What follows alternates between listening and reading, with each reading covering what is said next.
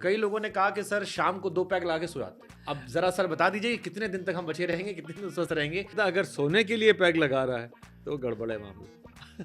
Ladies की capacity main से alcohol को मेटाबोलाइज करने की हाफ होती है।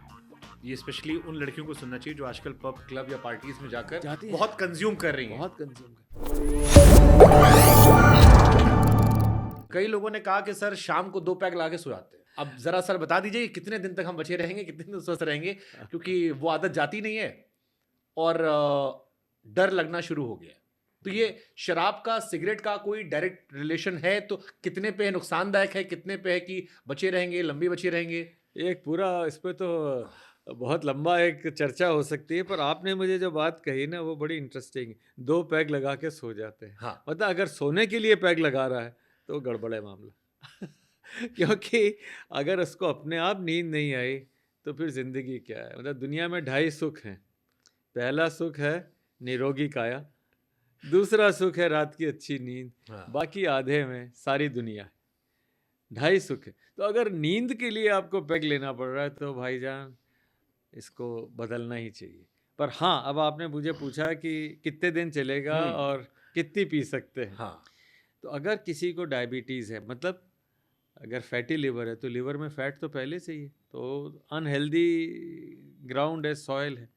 और अल्कोहल भी फैट ही पैदा करता है, लिवर को फैटी बना देता है अल्कोहल।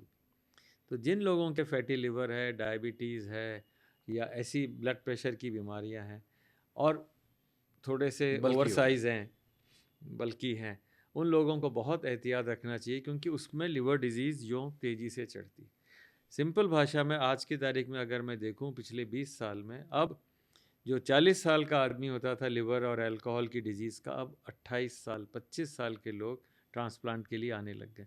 उनका लिवर इतना पैक हो जाता है कि नाउ कईयों की शादी 30 साल के हैं, 2 साल का बच्चा है, अब वो वाइफ को लिवर ट्रांसप्लांट के लिए अपना लिवर देना पड़ रहा है। अब इमेजिन करिए 2 साल का बच्चा और उस फैमिली में एक आदमी जो कमाता है पर अल्कोहल के कारण अब उसको ट्रांसप्लांट करना है और वाइफ को लिवर देना है, और वो परिवार कैसे चलेगा? And then we cry, then we feel where are we, what have we done to this society. But sir alcohol में भी 2 तरह के लोग हैं। एक तो है वो जो दिन भर जो अनकंट्रोल्ड है, दूसरे जो कंट्रोल्ड है वो अपने आप को बड़ा वो मानते हैं कि हम तो बड़े लिमिटेड वाले हैं, सोफिस्टिकेटेड तरीके से। और कई सारी फैमिलीज में ऐसा है कि वो बाहर नहीं पीते, शाम को आपस में हफ्ते में एक बार ले लिया कभी आपने, वो भी 1 या 2 पैक से ज़्यादा नहीं।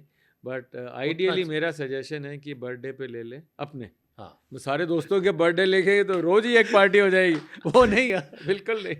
अपने बर्थडे पे ले लें, ज़्यादा से ज़्यादा फैमिली में किसी के बर्थडे पे ले लें, but don't make it as an habit. And there are better ways of enjoying and feeling good even without alcohol. तो मेरी अपनी रिकमेंडेशन ये है कि avoid, if you are already in the trap then make it once a week, not more than, and that wo patiala peg nahi, one small peg that is normally allowed, 8 ounce is the maximum, that's no. और अगर इससे ज़्यादा लेते हैं तो फिर उसके इल effects बहुत हो सकते हैं, बिकॉज अल्कोहल इंटेस्टाइन में जाने से पहले स्टमक से ही अब्जॉर्ब हो जाता है विद इन मिनट्स और सीधा लिवर में जाता है।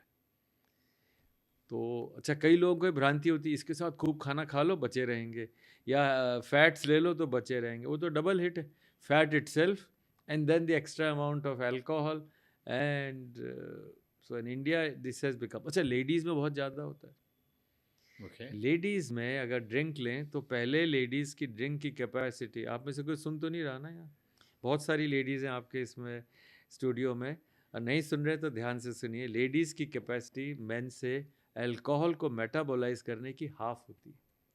तो अगर मैं आपको कहूँ कि भाई आप 20 ml ले सकते हैं तो फीमेल 10 ml ले सकती है।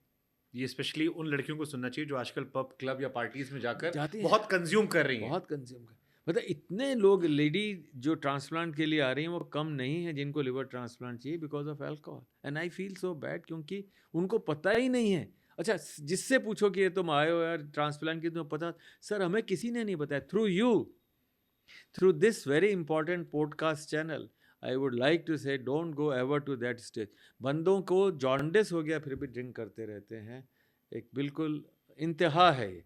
तो मुझे बिल्कुल ज़रूरी बताना है कि आप लोग ड्रिंक अवॉइड करें, और बहुत ज़रूरी हो तो मे बी नहीं सर, तो आपने ये एक इंपॉर्टेंट पॉइंट उठाया, इसको मैं थोड़ा सा चाहूंगा आप इससे बताएं।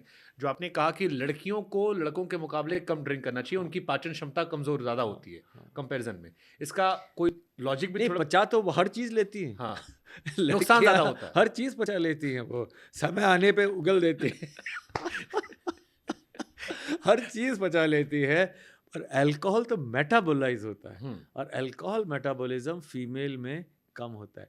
और स्पेशली अगर प्रेगनेंसी के टाइम में, इसे हम कहते हैं फीटल अल्कोहल सिंड्रोम। आप कहते हैं ना, जब माँ प्रेग्नेंट होती है तो उसको सब चीज़ें खिलाओ जिससे बच्चे तक पहुँच जाए, वो अल्कोहल भी बच्चे तक जाता है, और पुराना किया हुआ भी जाता है। आपने 2-3 साल पहले तक हैवी ड्रिंक किए तो आपके जीन्स सारे ऐसे हो जाते हैं। तो अगर आप चाहते हैं कि आपके बच्चे सही अच्छे पैदा हों, तो फीमेल्स को स्पेशली रिप्रोडक्टिव एज तक, जब तक ख़त्म नहीं हो, अवॉइड करना चाहिए।